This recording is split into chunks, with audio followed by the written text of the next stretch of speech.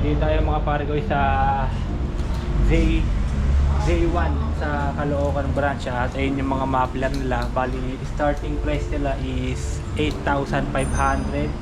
No remapping, no palit spark plug. Di ko alam kung bakit. Siguro mamaya i-inquire natin kung bakit na hindi na dapat magpalit ng ganun, no? Tapos isa sound check din natin yung mga pipe na magugustuhan natin.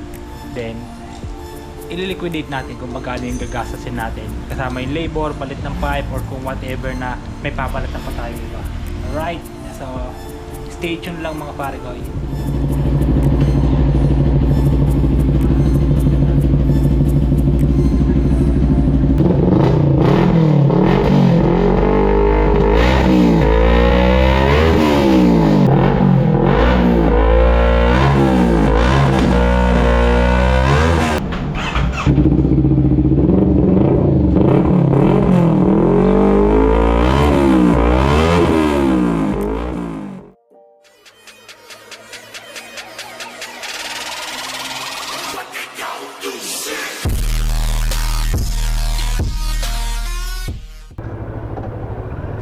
Alright, magandang araw sa inyo mga pare ko at welcome back dito sa aking YouTube channel. For today's video ay samahan ninyo ako na magpapalit ng muffler dito sa ating NK400 version 4 to mga pare ko na naka DFT yung pinaka gauge nya. Ito yung pinaka latest model. At pupunta tayo ngayon kay 01 Moto sa Caloocan branch. Hopefully ay meron tayong available na makuha na pipe doon, no? Bali 204 km pa lang yung odo na tinatakbo nito. At gusto ko na magpalit ng pipe kasi naiinip na ako. Oops, yeah. Sorry, ang laki ko kumain. Gusto ko magpalit ng pipe kasi naiinip na ako. At gusto ko na maramdaman yung pagiging big break na itong mga pare ko yung NK400, no? Pag naka-stack kasi parang wala lang eh. Sobrang tahimik niya lang.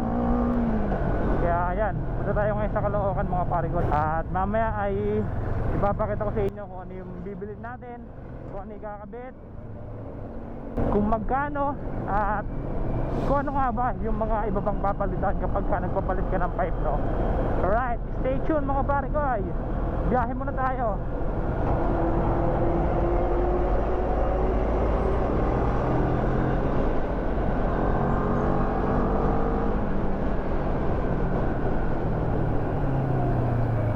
Dito tayo banda.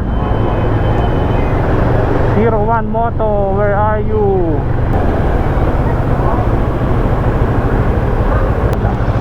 Yun, J1. Ito. Yun, doon tayo sa harapan. Mag-i-inquire lang muna tayo dito mga pare ko, no? Yan o, J1.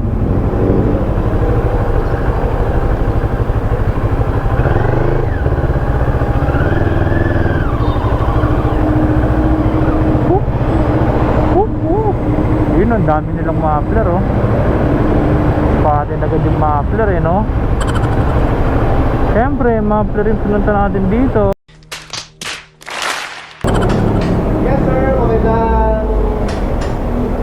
Mag-inquire na sa pipe.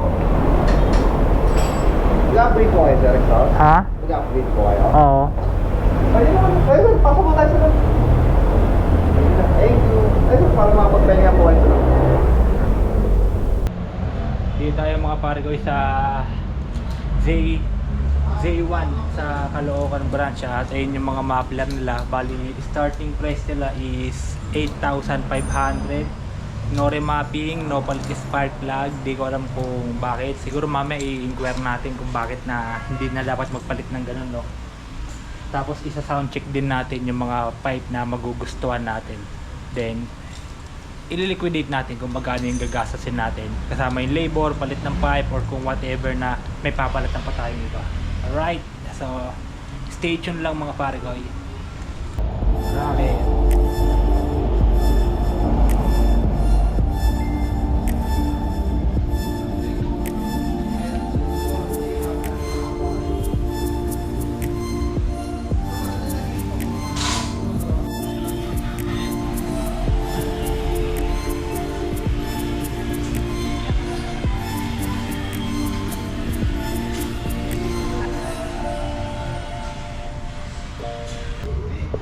preparing tayo na lumamig yung makina natin kasi medyo malayo-layo yung biyahe natin kanina. Then, saka natin umpisahan yung mga sound check. Alright, I'm so excited. Alright, ito mga pare ko, at babaklasin na yung muffler natin. Then, ito yung resonator na gagamitin. Elbow with resonator. Ito, magsa-sound check tayo rito. Ayan. SP, R11, R11, RN, Greenland Exxon.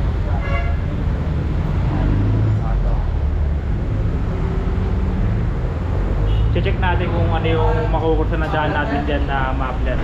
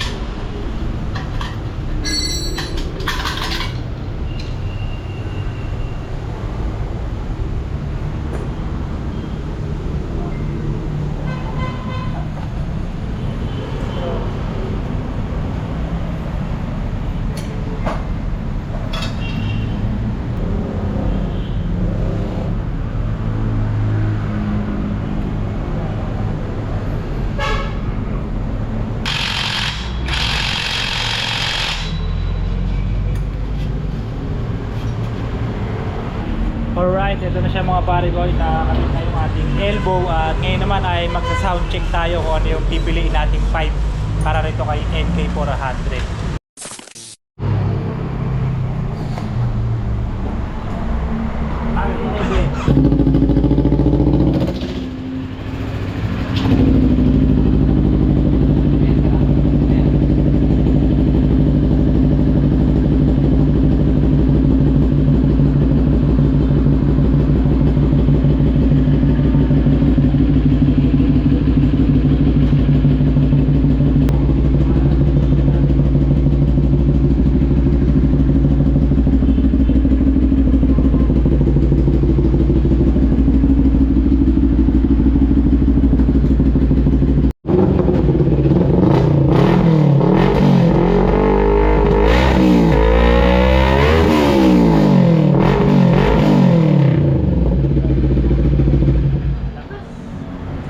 Grabe, lakas, sobra. Nakakabulaw.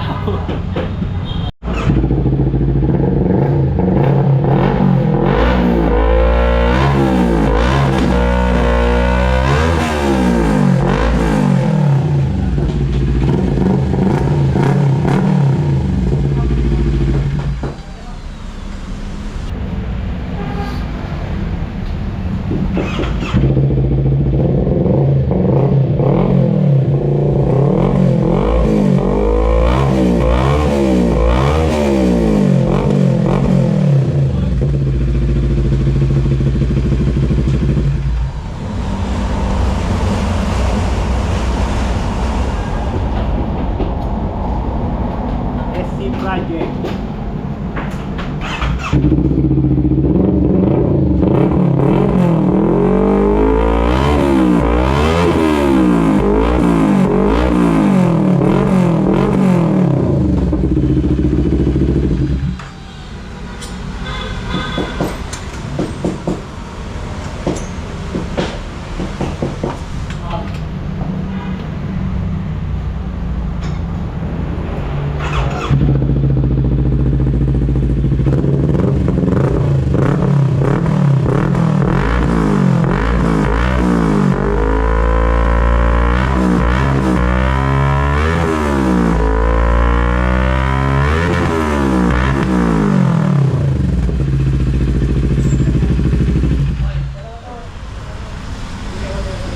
Parang mas maganda yun ah. Pwede ba isa ulit? Parang mas okay yan.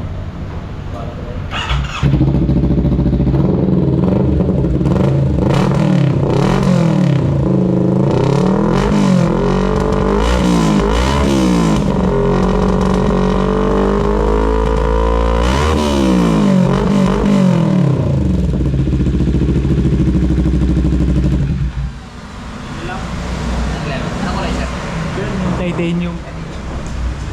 R11 ano yan? B-lane. R11 na titanium.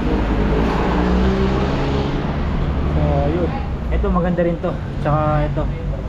Kaso mas gusto ko yung ano, yung titanium na B-lane.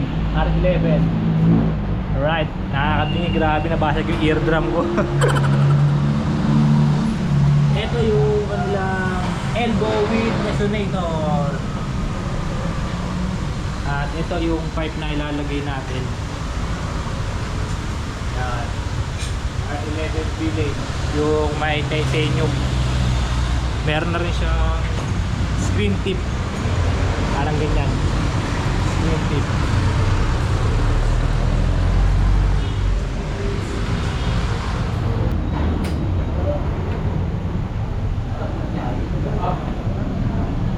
Magawa ko lang sir ang bracket sir. Okay.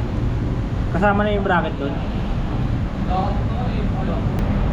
So yun mga pare ko, nakapili na tayo.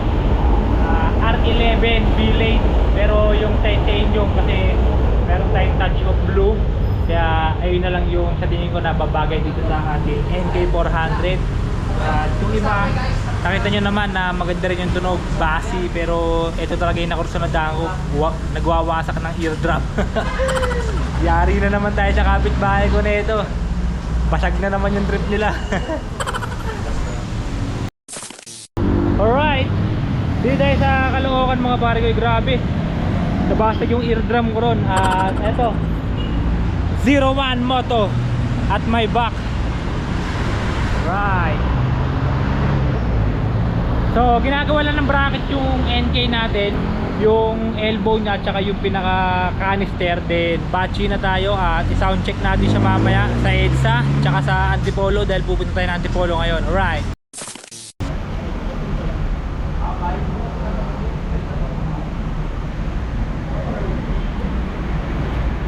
Hindi ba natatanggal to? Naka-welding yan.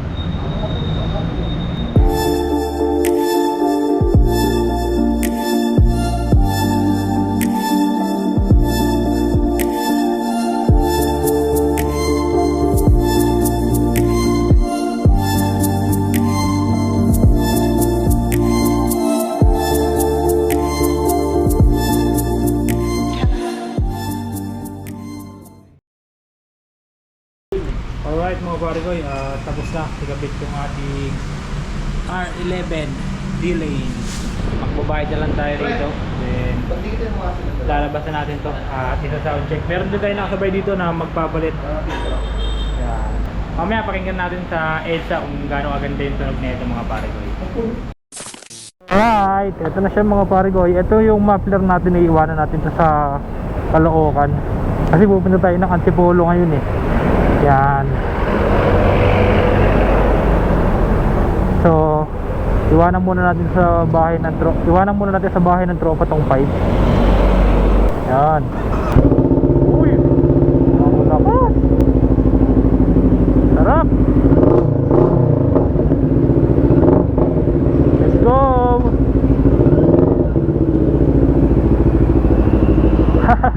212 kilometer pa lang mga pare ko yung motor natin, pinalasan ko na. Hindi ko na mantay na ma-braking, sana walang masira no. Sarap po. Ingay oh. Hindi ko alam kung maririnig din ba ako rito ah. Ang ingay, grabe, nakakatuwa.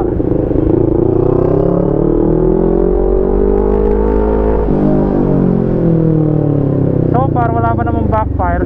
Yan, wala naman siyang backfire kahit bitaw mo yung ano, silingador. Yun, may konting delay yung ano, bomba. Yun o.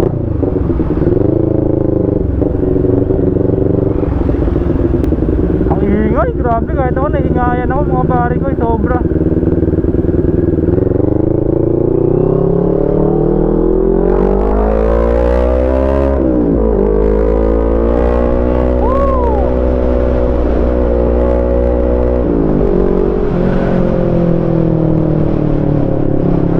Backfire.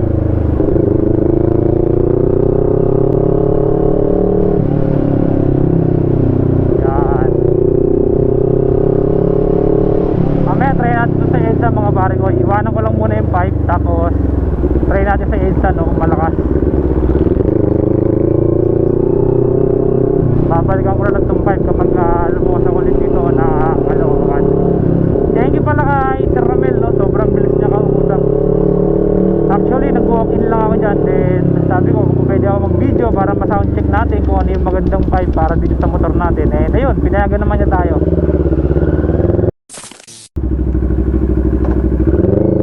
Alright, so ito mga pare ko, testing na natin yung ingay nito sa EDSA. Grabe, ang ganda. Tsaka parang feeling ko medyo gumaan yung ano niya, yung motor, kasi bigat ng pipe eh.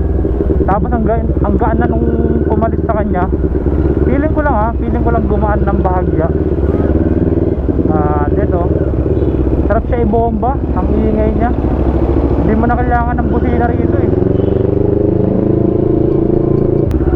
Yung muffler pala mga pare ko na R11 D-Lane titanium yung kinuha ko, 8.5 kasama yung muffler, then 400 naman para sa labor. Kala ko kasama na yung labor, nagulat ako meron pa sa resibo. So yan, bali total siya ng 8.9, then meron siya ibang pipe na nasa 10.5 hanggang 12,000, pero ito kasi yung pinaka cheapest price. At saka mas nagustuhan ko yung tunog nito kaysa sa iba. Lalaki ng pipe, lalaki ng canister, hindi ko gusto. Maganda yung maliit pero bass yung tunog.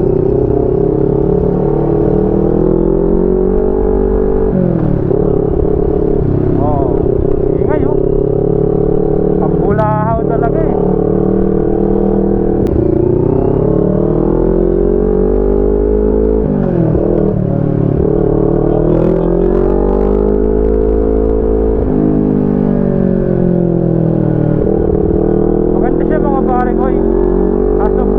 Naririnig na backfire.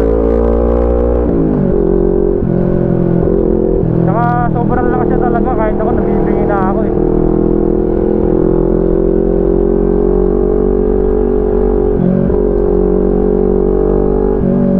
Karaniwan kapag binibidaw mo yung silindador ng ganyan, dapat may backfire na.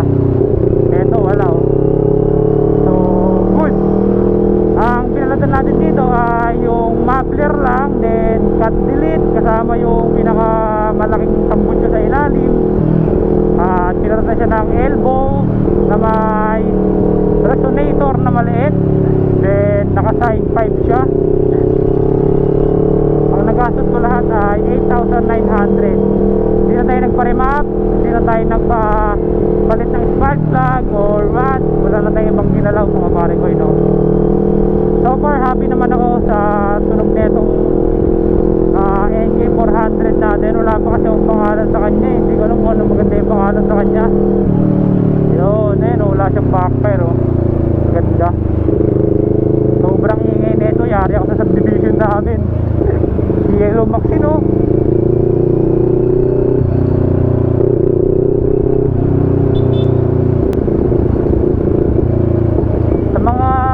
Magpapalit ng pipe, ayan, may idea na kayo. Sana nakatulong sa inyo ito mga pare ko, yung sound check natin.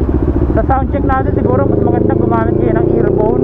Siguro hindi siya ma-appreciate sa sa video. Sasabihin niyo siguro tunog raider, tunog lata, pero sa personal grabe, napakaganda niya, buong buo. Yun lang mga pare ko. Siyempre kung nakaabot ka sa part na to ay maraming salamat sa iyo. At huwag mo kakalimutan na mag-like, share, and subscribe para lagi kang updated dito sa aking mga upload videos. Marami pa tayong magsasamahan nito ng NK400. At sana ay samahan nyo kami sa mga adventure ride na gagawin natin. Nawala man si Yellow Maxine, ay meron naman tayong kapalit na si NK400, the naked bike. Yun lang mga pare ko, peace out.